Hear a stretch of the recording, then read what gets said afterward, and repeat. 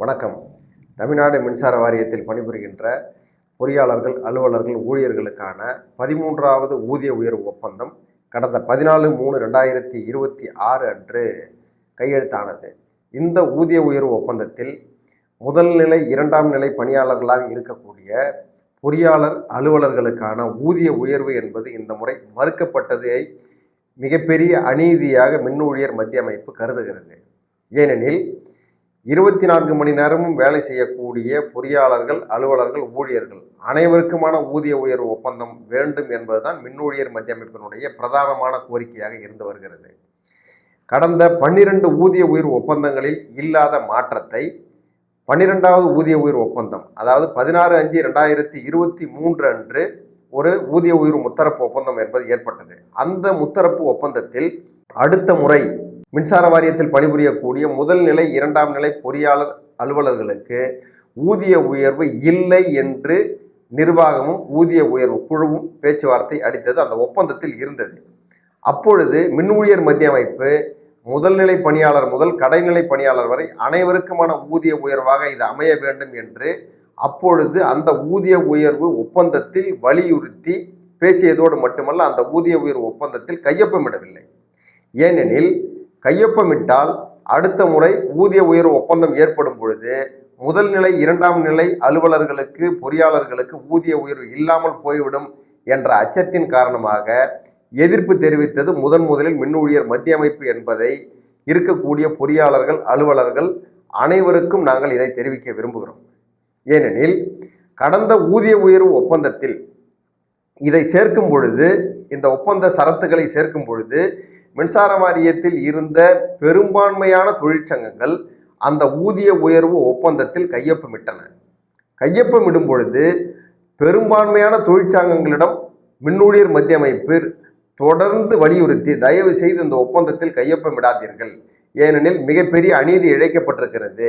Right sizing of manpower, அதே போன்று முதல் நிலையிலிருந்து கடைநிலை ஊழியர்களுக்கு உண்டான அந்த ஊதிய உயர்வில் இந்த சரத்துகள் சேர்க்கப்பட்டிருக்கிறது, அதே போன்று காலி பணியிடங்களை நிரப்பாதது என்று பல்வேறு பாதகமான அம்சங்கள் 12வது ஊதிய உயர்வு ஒப்பந்தத்தில் இருந்ததன் காரணமாகத்தான் இதை நாமல் கடுமையாக நம் மின் ஊழியர் மத்திய அமைப்பு எதிர்த்தது. ஆனால் மின்சார வாரியத்தில் இருந்த தொழிற்சங்கங்கள் அதில் கையொப்பமிட்டன. சரி, ஆனால் இப்பொழுது 13வது ஊதிய உயர்வு ஒப்பந்தத்திற்கான வரைவு நகல் என்பது மின்சார வாரியத்தால் வழங்கப்பட்டு பேச்சுவார்த்தை என்பது நடைபெற்றது. அப்பொழுது நடைபெறும் பொழுது மின்சார வாரியத்தில் இருக்கக்கூடிய ஒரு சில தொழிற்சங்கங்கள் அந்த பேச்சுவார்த்தையில் இந்த ஒப்பந்த சரத்துக்களை முழுமையாக நீக்கப்பட வேண்டும் என்று வாதாடின. மின் ஊழியர் மத்திய அமைப்பு பிரதானமான கோரிக்கையாக அதை வாதாடி இருக்கிறது என்பதை நாங்கள் பதிவு செய்ய விரும்புகிறோம். பல்வேறு சங்கங்கள் கோரிக்கை வைத்தன. அந்த முதல் நிலை, இரண்டாம் நிலை பொறியாளர், அலுவலர்களுக்கு ஊதிய உயர்வு இல்லை என்ற சரத்தை எடுக்க வேண்டும் என்று வாதாடினார்கள். ஆனால் மின் ஊழியர் மத்திய அமைப்பு 16/5/2023 வெளியிடப்பட்ட அந்த முத்தரப்பு ஒப்பந்தத்தில் கையொப்பமிடாதது மட்டுமல்ல, 24/5/2023 வெளியிடப்பட்ட போர்ட் ப்ரொசீடிங் பிபி நம்பர் 14க்கு எதிராக கண்டனம் தெரிவித்து அதை திருத்த வேண்டும் என்று மின் ஊழியர் மத்திய அமைப்பு கடிதம் அளித்தது. ஆனால் மின்சார வாரியத்தில் இருக்கக்கூடிய பெரும்பான்மையான சங்கங்கள் கடிதம் அளித்ததா இல்லையா என்பதை நீங்கள் உணர்ந்து கொள்ள வேண்டும். மின்சார வாரியத்தில் இருக்கக்கூடிய பொறியாளர்களும், அலுவலர்களும் இதை நீங்கள் உணர வேண்டும் என்பதை இந்த காணொலியின் வாயிலாக நாங்கள் தெரிவிக்க விரும்புகிறோம். ஏனெனில் அந்த ஒப்பந்தத்திற்கு எதிராக, அதே போன்று அந்த ஒப்பந்தத்தில் கையொப்பமிட்டு விட்டு அந்த போர்ட் ப்ரொசீடிங் 14க்கு எதிராக இன்றைக்கு வரை முன்னெடுக்காத ஒரு சில தொழிற்சங்கங்கள் இந்த ஊதிய உயர்வு பேச்சுவார்த்தையில், 13வது ஊதிய உயர்வு பேச்சுவார்த்தையில் நீங்கள் அந்த சரத்தை எடுக்க வேண்டும் என்று கேள்வி கேட்பது அது நகைப்பிற்குரியதாக இருப்பதாகத்தான் நாங்கள் கருதுகிறோம்.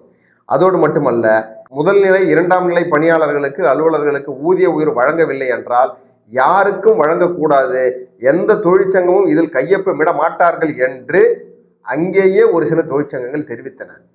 அது தொழிற்சங்க கூட்டு நடவடிக்கைக்கு முற்றிலும் விரோதமான நடவடிக்கை என்பதை மின் ஊழியர் மத்திய அமைப்பு தனியாக ஒவ்வொரு சங்கங்களையும் அழைத்து தெரிவித்தது என்பதை பணிவோடு தங்களுக்கு நாங்கள் தெரிவிக்க விரும்புகிறோம். ஏனென்றால் மின்சார வாரியத்துறையை பொறுத்த வரைக்கும் 10 ஆண்டுகளுக்கு ஒரு முறை ஊதிய உயர்வு என்று சொல்லுகின்ற அரசினுடைய நடவடிக்கைக்கும் நிர்வாகத்தினுடைய நடவடிக்கைக்கும் மின் ஊழியர் மத்திய அமைப்பு தனது கடுமையான எதிர்ப்பினை பதிவு செய்திருக்கிறது. எப்படி? அரசு ஊழியர்களைப் போல் மின்சார வாரியத்தில் பணிபுரியக்கூடிய பொறியாளர்கள் அலுவலர்கள் அல்ல. புயல், வெள்ளம், மழை போன்ற இது போன்ற இடர்பாடான காலங்களில் 24 மணி நேரமும் தொடர்ச்சியாக ஊரை விட்டு ஊர் சென்று கிட்டத்தட்ட 10 நாட்கள் 15 நாட்கள் களப்பிரிவு ஊழியர்களோடு செயற்பொறியாளர், மேற்பார்வை பொறியாளர், தலைமை பொறியாளர்கள் தங்கி பணி செய்கிறார்கள் என்ற விஷயம் அரசிற்கு நாங்கள் தெரியப்படுத்தியிருக்கிறோம். அது மட்டுமல்ல, அதே போன்று களப்பிரிவில் இருக்கக்கூடிய தொழிலாளர்களினுடைய கடைசி பதவி உயர்வு, அதாவது ஸ்பெஷல் கிரேட் ஃபோர்மனுக்கும் முதல் நிலை 2ஆம் நிலை பணியாளர்களுக்கான முதல் பதவிக்குமான, அதாவது உதவி மின் பொறியாளருக்குமான அந்த பே விகிதம், சம்பள விகிதம் என்பது ஒரே விகிதமாக பொருத்தப்பட்டிருக்கிறது. இந்த ஒரே விகிதத்தில் பொருத்தப்பட்டிருக்கும் பொழுது கடைநிலையில் இருக்கக்கூடிய 3ஆம் நிலை 4ஆம் நிலை பதவி உயர்வினுடைய பெற்ற அந்த ஊதிய விகிதம் என்பது அலுவலர்களை விட தாண்டி செல்லும்.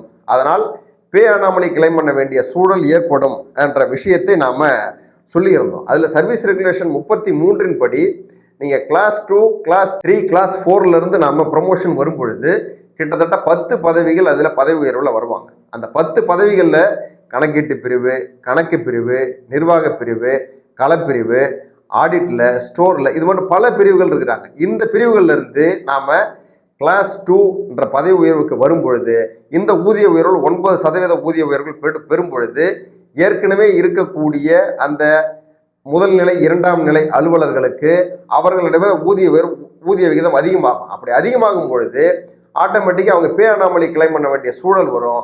அதனால் நீங்கள் இதை கருத்தில் கொண்டு நீங்கள் அவர்களுக்கு உண்டான அந்த ஊதிய உயர்வை 6% + 3% நீங்கள் அளிக்க வேண்டும் என்ற கோரிக்கையை மின் ஊழியர் மத்திய அமைப்பு வைத்திருக்கிறது.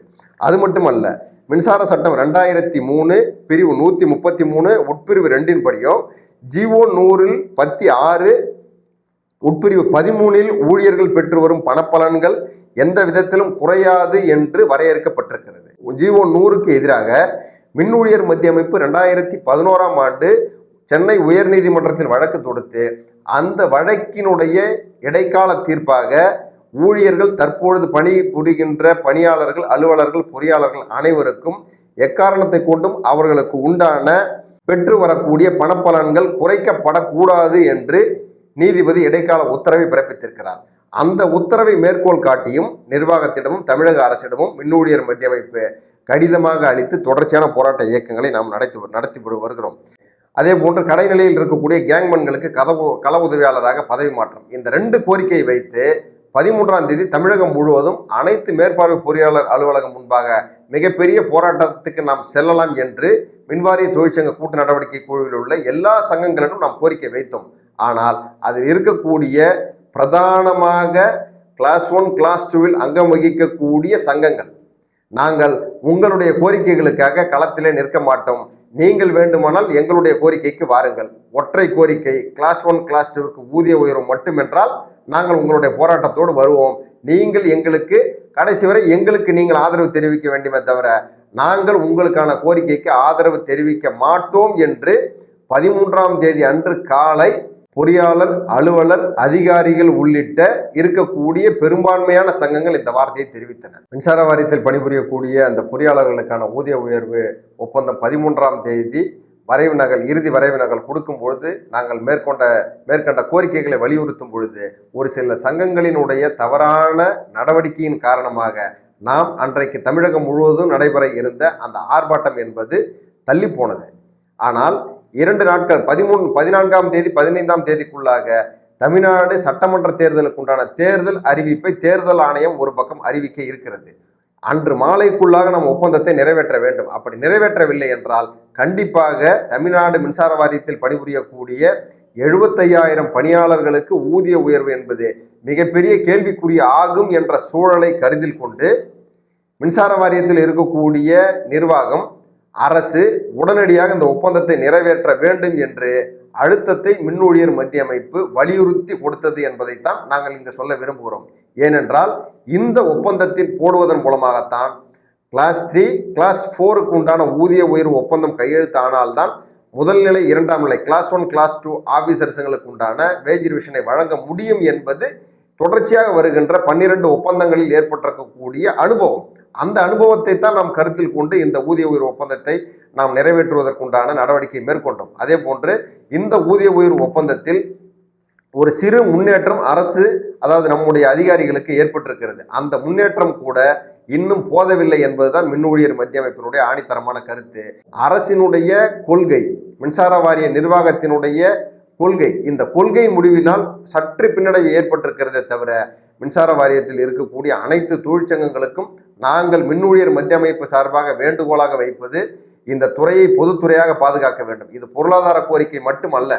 மின்சார வாரியத்தில் இருக்கக்கூடிய நம்முடைய தொழிலாளர்களினுடைய குடும்பங்களை பாதுகாக்க வேண்டும். தமிழகத்தில் இருக்கக்கூடிய மின் நுகர்வோர்களை பாதுகாக்க வேண்டும். தமிழகத்தை பாதுகாப்பதற்கே மின்துறை பொதுத்துறையாக இருந்தால் மட்டுமே தான் நம்முடைய கோரிக்கைகளை நாம் நிறைவேற்ற முடியும். இன்றைக்கு சற்று நமக்கு தாமதமாக வந்திருக்கக்கூடிய இந்த பலன்களை மீண்டும் போராடி பெறுவதற்கு நாம் அனைவரும் ஒன்றிணைவோம். ஒன்றிணைந்து நம்முடைய கோரிக்கையை வென்றெடுப்போம். வாரீர் வாரீர் வாரீர்.